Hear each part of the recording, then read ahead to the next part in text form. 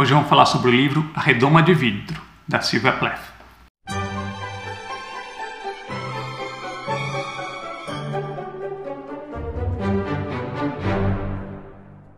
Oi pessoal, tudo bem? Eu sou Humberto, esse aqui é o canal Literário Primeira Prateleira e vim conversar com vocês hoje sobre a leitura, mais um livro da minha meta de 12 livros para 2018.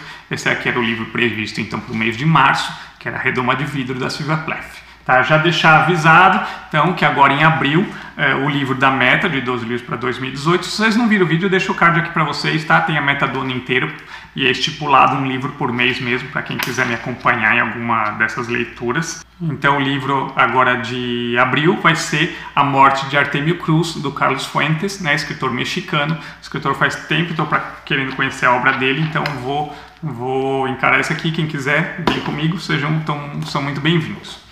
Então vamos falar um pouco, né, desse livro aqui.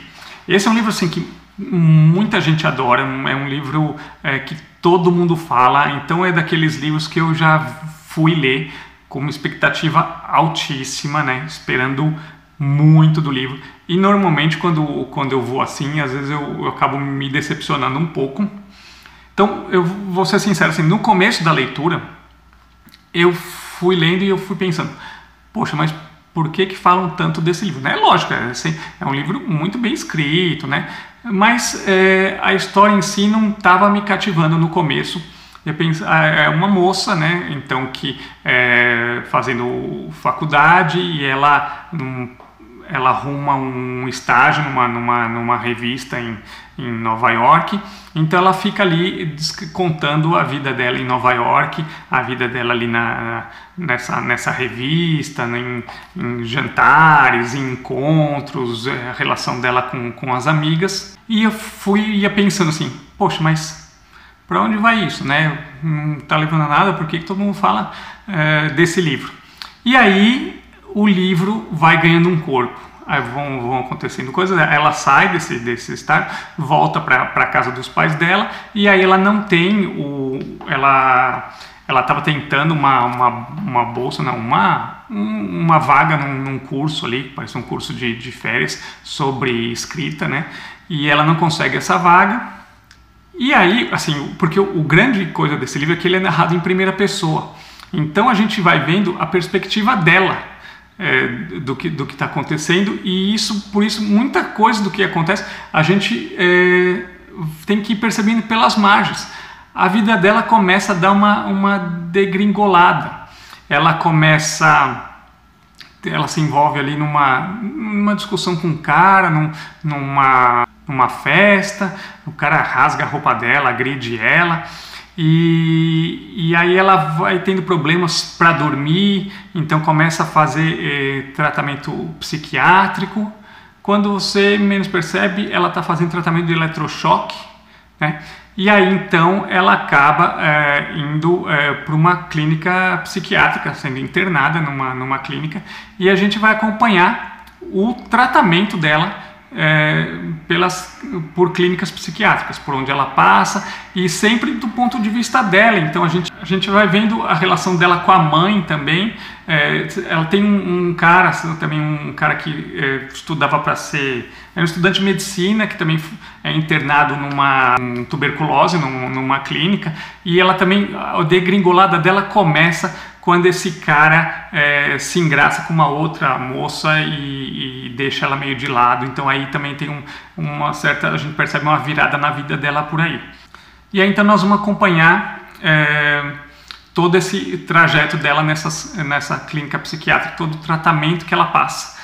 E o livro vai ganhando corpo, vai ganhando vida, vai ganhando intensidade, vai ganhando profundidade, né? Porque a gente está dentro da cabeça dela, a gente está vendo a maneira como ela pensa e percebendo por trás que ela tem alguns problemas, que ela tem problemas de relacionamento, problemas psiquiátricos, e a gente vai vendo isso como a gente vai vendo isso pelo ponto de vista dela, a coisa nunca parece tão séria quanto é.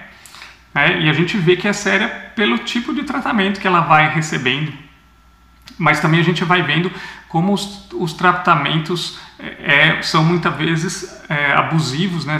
Eram muitas vezes desmedidos, né? E pessoas que acabam ficando em situação deplorável por causa do tipo de tratamento psiquiátrico que recebiam, né? Então, aí ela começa a ter um tratamento mais adequado e a gente vai vendo a evolução dela, a melhora dela.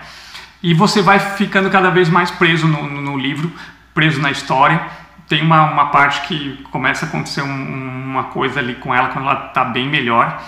E aí, eu fiquei naquela parte, falei, não, meu Deus, não conseguia parar de ler, queria saber o que ia acontecer e como que ia ser o desenlace daquilo. Então, foi um livro que foi me conquistando aos poucos, que foi me ganhando aos poucos. Um livro que eu entrei com uma expectativa muito alta, a princípio achei devagar, e aí ele foi ganhando ritmo, foi ganhando intensidade e foi me conquistando. Então eu terminei a leitura entendendo porque falam tanto desse livro. A Redoma de Vidro realmente é impressionante. Eu fiquei muito curioso em querer ler os diários da Sylvia Plath, né? Porque a Sylvia é uma escritora norte-americana, né? Que ela era casada com um poeta. E os dois, inclusive, eles faziam textos, os dois mandavam para as revistas, os deles sempre eram aceitos, os dela não. E ela manteve um diário durante vários anos da vida dela. E depois ela comete suicídio, né? E o marido passa então a ser um divulgador da obra dela. E hoje em dia ela é muito mais reverenciada do que o marido. E o diário dela foram publicados por ordem dele, né? Quando ele estava já para morrer, ele deixou que os diários fossem publicados. Parece que tem os anos finais ali, os anos mesmo, que é o ano de quando ela se mata, que foram destruídos. Ele destruiu os diários, mas a gente tem uma edição com os diários da Sylvia Plath que saiu aqui recentemente, eu não lembro qual editora, então fiquei bem curioso em ler também. E aí, vocês já leram, conhecem esse livro? Vamos conversar aí nos comentários o que vocês acharam também. É um livro que eu fiquei com muita vontade de conversar sobre ele, de ver outras pessoas que leram para a gente poder trocar ideia. E eu acho que ele deve ter várias camadas de entendimento, e eu não sei se eu peguei tudo, mas peguei o suficiente para gostar bastante do livro. Então é isso. Espero que vocês tenham gostado desse vídeo e vamos conversar nos comentários. Um abraço, até mais.